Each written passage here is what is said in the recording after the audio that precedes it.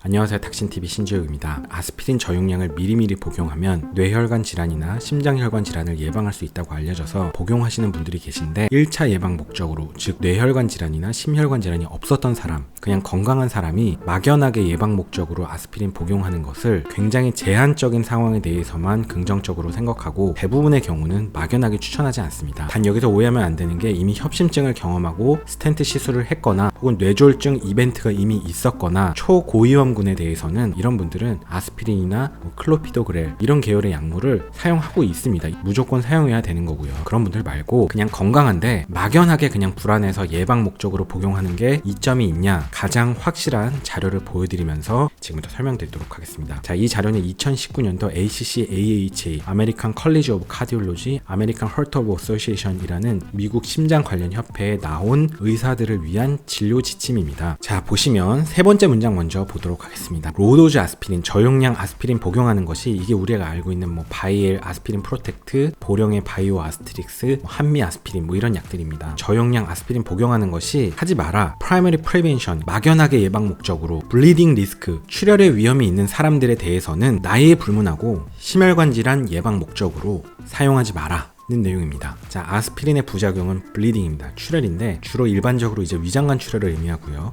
뇌혈관의 미세 출혈 이런 것도 야기할 수 있습니다. 이런 출혈의 리스크가 있는 사람들에 대해서는 아스피린 쓰면 안 됩니다. 나이에 불문하고요. 아스피린을 사용할 때는 항상 이런 출혈 이슈에 대해서 의사들이 저울질을 합니다. 부작용을 고민해야 된다는 거예요. 자, 그 다음 두 번째 문장 보겠습니다. 중요한 내용인데요. 70세 이상 고령인 분들에 대해서 프라이머리 프리벤션을 위해서 막연하게 심뇌혈관 질환을 예방하는 목적으로 루틴하게 사용하지 말라는 겁니다. 그러니까 루틴하게라는 게 굉장히 제한적인 경우에는 쓸 수도 있는데 그냥 막연하게 70세 이상의 어르신인데 협심증이나 뇌졸중 예방하기 위해서 그냥 약국에서 막연하게 사다가 복용한다? 이거 하지 말라는 겁니다. 뭐라고 돼 있냐면 harm입니다. harm. 해가 된다는 거예요. 이제 첫 번째 문장, 이제 요게 좀 어려운 내용인데 요거 한번 설명드리도록 하겠습니다. 자, 로도즈 아스피린을 복용하는 것이 단어 하나하나가 중요한데 might be considered, 고려해볼 수 있다. 이거 해야 된다가 아닙니다. 어떤 경우에 Selected adults 40-70살 who are at higher ASCVD risk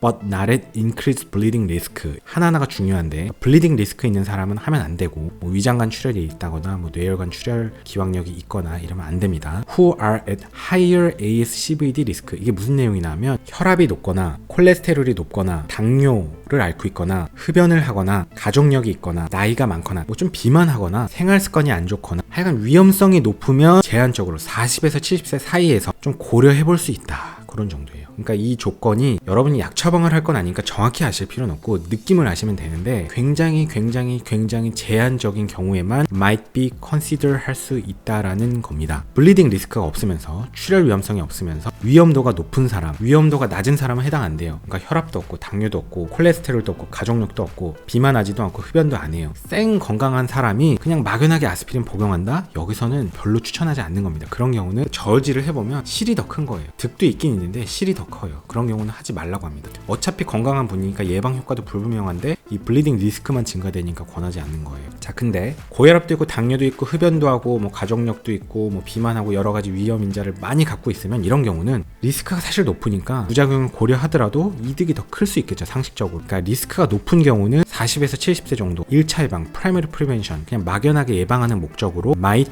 be considered, 고려해 볼 수 있다. 자, 이거는 근거가 아주 확실한 거고요. 대단히 많은 연구를 해서 나온 한 문장입니다. 자, class of recommendation, 이게 중요한데 2B예요. 자, 2B는 뭐냐면 benefit이 리스크보다 크거나 같다는 거예요. 나쁘진 않고 손해볼 건 없어. 그런 정도의 느낌입니다. 자, 정리하겠습니다. 뇌혈관 질환, 심혈관 질환이 이미 있어서 스텐트나 수술 같은 거 받고 대학병원 다니면서 아스피린 복용하고 계신 분들, 이런 분들은 노네입니다. 이런 분들은 2차 예방 목적으로 아스피린을 드시고 있는 거고요. 지금은 이제 프라이머리 프리벤션, 막연하게 건강을 위해서 1차 예방 목적으로 블리딩 리스크가 없는 경우에 대해서 리스크가 굉장히 높은 사람에 대해서만 40에서 70세 사이에 대해서 굉장히 제한적으로 might be considered, 고려해 볼 수 있다.